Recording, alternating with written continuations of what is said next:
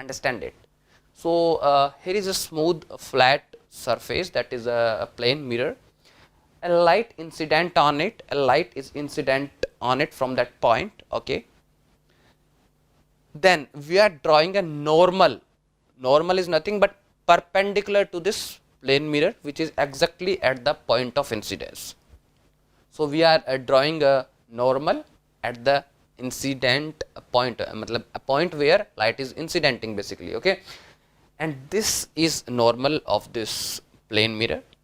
So angle between incident light ray and normal is known as angle of incidence, and it is denoted by angle small I.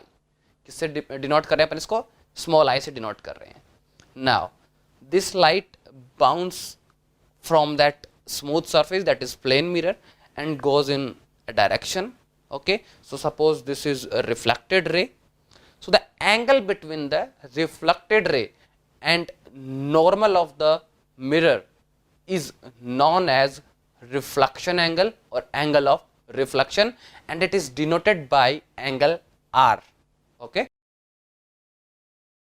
Let's understand it. Suppose there is a mirror at this wall, okay, and this is incident light, this is normal basically, this is normal, okay, and reflected light should be in the same plane in which normal and incident light are. So this is going to be the reflected light with same angle as the angle of incidence.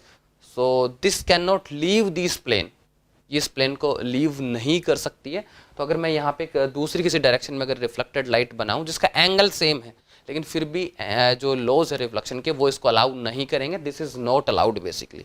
Angle same है although, but फिर भी ये allowed नहीं है because all these three are not in same plane. So it is necessary that all three, incident light, reflected light and normal, exist in same plane, okay. So this is all about the reflection and laws of reflection.